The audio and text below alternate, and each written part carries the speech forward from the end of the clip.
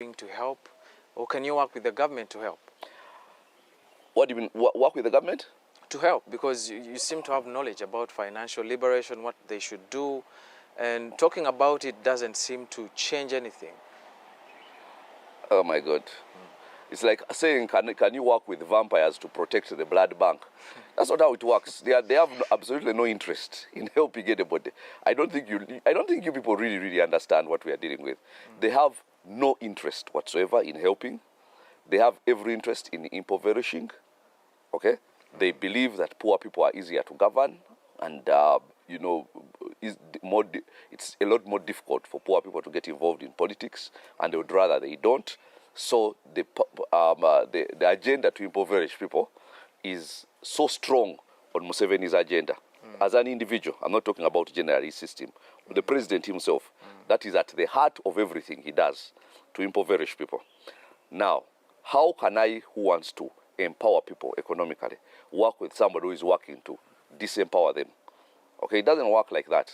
That's why I can't work with him, because he's pointing this way, I'm pointing this way. Okay, so but there's nothing to work with. He's achieving his goals. Okay, most recently now using COVID to create what I call a caste system. I don't know if the word is caste or chest. No, it's actually caste is the word. System where there is, one group, then the other group, then the other group.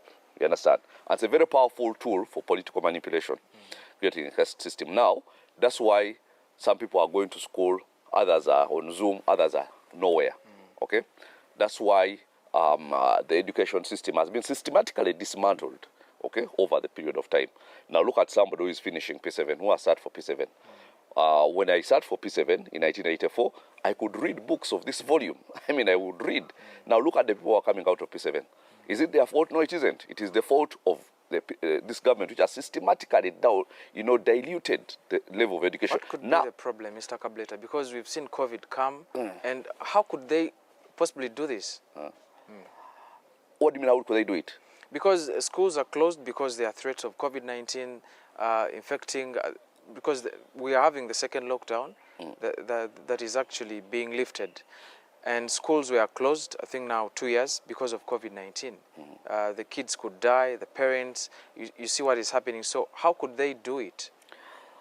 I was trying to explain to you something. So when because it hasn't only started. COVID was just like the final step they took, like something which they needed to finally, go for the final coup. It started with all the diluting of education throughout the country. Now, UP was a very good idea and a very good thing, but it has systematically over the period of time diluted, demoralized teachers, made schools just basically go by. The rate of dropping out now, we're almost at 70% of people who start P1 and never finish P7, and that was not the case, by the way, previously. So now, while we might celebrate those who joined school because there is this UPE, but very few of them finish, only 30% finish P7.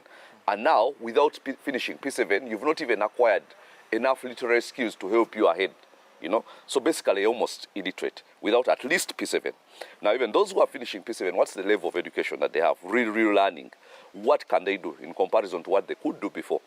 Now, those are the issues. So now, and it has been systematic going down. Now, when COVID came, it was an opportunity. Okay? If you've been trying to impoverish people for 30 years, COVID is the perfect opportunity to now kill the entire middle class in the name of preventing COVID, kill the entire education in the name of preventing COVID, and do everything you've willed to do, create a police state, create fear and panic in the name of COVID. I'll tell you this, schools in Kenya, Kenya has more COVID deaths than Uganda and more COVID positive cases than Uganda. Schools started in January and are going on. January 2021 and are ongoing. What is so special about Ugandan schools that we are the ones who are infecting? Is COVID a Ugandan problem? So what could be the motive? Kenya, I've just told you the motive. Kenya schools are open. Tanzania, they never closed. Rwanda, they are open. Burundi, they are open. Uganda, we are still waiting for a man and his wife to sit down over dinner table and decide when to open schools. The motive is to create a caste system where there are these illiterate people. They are supposed to be servants. They are supposed to serve the ruling class. Then there is a shrinking middle class, which the ruling class need for purposes of, their expertise in different areas, which middle class has shrunk seriously already. Then there are the rulers. So now, COVID has helped Museveni create the perfect caste system that he has always wanted to create. And now it was a dream for him. It was a dream for him. I have not seen somebody, he's not going to let it go, I can assure you of that. We are going to be sitting here and watching every other country going about their business while Uganda is still in COVID, because we have a president who has waited for such an opportunity where he can pretend that destroying people's lives is for their own good or for to save their lives. Tanzania woke up from some kind of slumber and they got good leadership about 6 years ago. Now, I was looking, the balance of trade between Tanzania and Kenya is actually positive for Tanzania. Tanzania sells more goods to Kenya than Kenya sells to Tanzania. Okay? Tanzania is positive, about $24 million. Now, do you know what the balance of trade between Uganda and Kenya is? It's about negative $1 billion. In other words, we just get everything from them. We hardly sell anything there. Okay? So we are just bystanders as the economies of the countries around us are growing, including Rwanda. Okay? Now, how long are we going to be deceived that COVID is this big thing for which countries which have lost more people than us are open, fully Mr. open? Joseph, what is our ultimate solution to this? What are we looking at? Yes. Getting rid of this leadership. There is no such thing as retiring. There's not going to be any retiring from the president. Okay? I'm not telling them to do that. But I'm telling them that there are things we can do in the meantime. Because, of course, we know that he has filled the whole place with all this military and fear and so on. And there's lack of self-expression, and if you cross a certain line, then certain forces come for you and so on.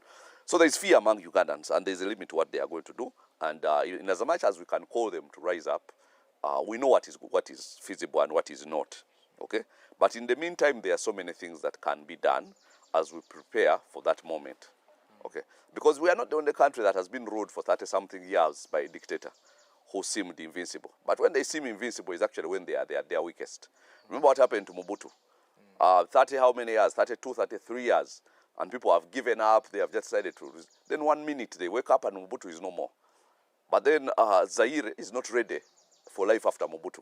Now we have to start as a nation being ready for life after Museveni and making sure that his plans of succession do not happen.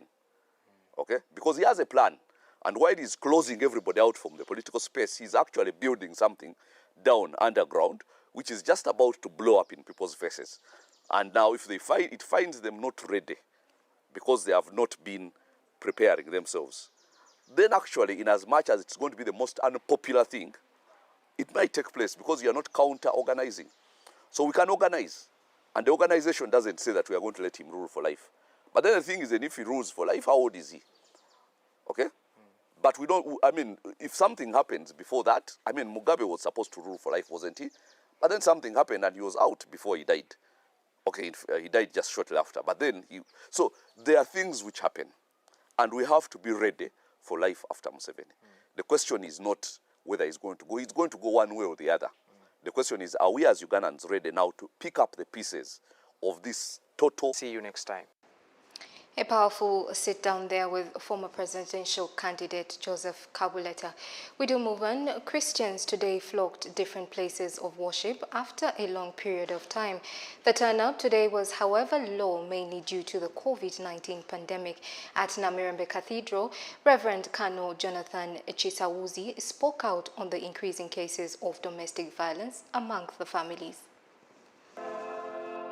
On Wednesday this week, the President of Uganda announced the reopening of places of worship across the country, limiting them to only 200 people as per the COVID-19 standard operating procedures.